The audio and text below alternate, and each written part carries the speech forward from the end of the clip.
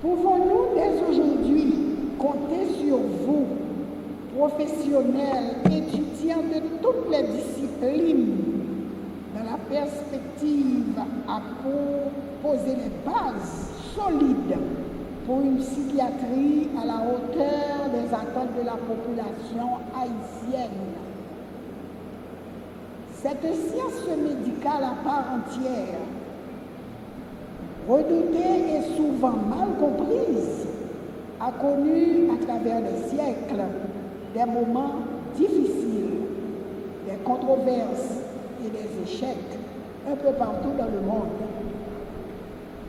Grâce aux travaux assidus des chercheurs, médecins, professionnels soignants, religieux, hommes de loi, autorités de l'État, techniciens, ingénieurs, œuvres caritatives et la population en général, le malade mental bénéficie de soins et d'orientations différentes de ceux prodigués au Moyen Âge.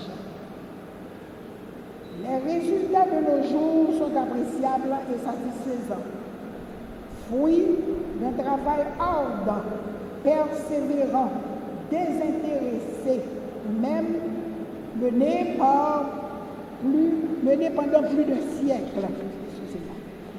Cet héritage, ô combien enrichissant, doit nous conduire à mener efficacement les démarches thérapeutiques tout en tenant compte des variantes culturelles et des moyens dont nous disposons.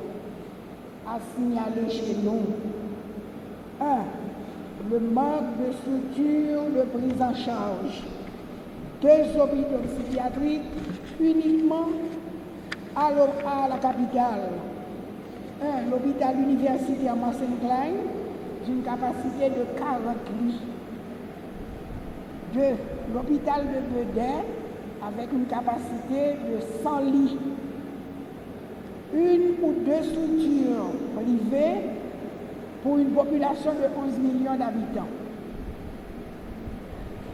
Le nombre insuffisant de spécialistes, psychiatres, psychologues, travailleurs sociaux, infirmiers spécialisés et d'ergothérapeutes viennent s'ajouter le coût des traitements médicamenteux, examen de laboratoire, consultation et suivi, les longues distances à parcourir, personnes vivant dans les villes de province ou à la campagne.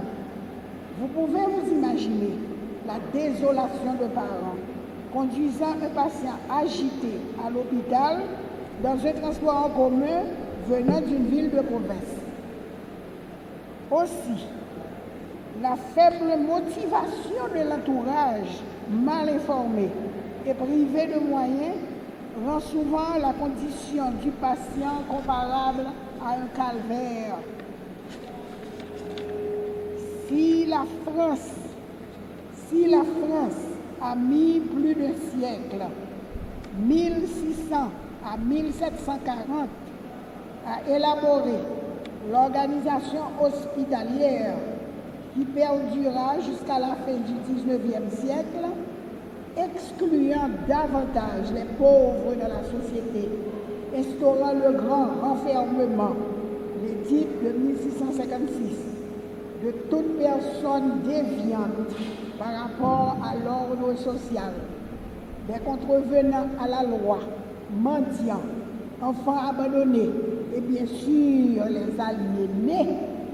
Nous autres en Haïti, malgré nos faibles moyens, nous pouvons aller bien plus vite, et cela grâce aux données académiques disponibles, aux outils d'exploration du cerveau, à notre grande curiosité intellectuelle et notre recherche d'excellence. Mes suggestions sont les suivantes. En vue d'obtenir les résultats appréciables et d'avoir un bilan à la fin d'une première année, allant d'octobre 2020 à octobre 2021, Il nous faudra, premièrement, former des agents communautaires œuvrant dans les structures de santé pour informer la population. Deuxièmement, obtenir du personnel soignant une collaboration dans l'orientation des malades.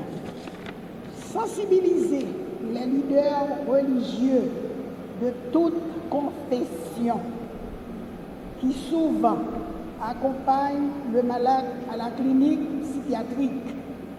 Ils ne disposent pas toujours des informations relatives à l'histoire du patient que leurs parents leur ont confié. Partout dans le monde, à un moment donné, la maladie mentale était conçue comme une punition, un mauvais sort ou une malédiction qu'on faisait subir la personne atteinte.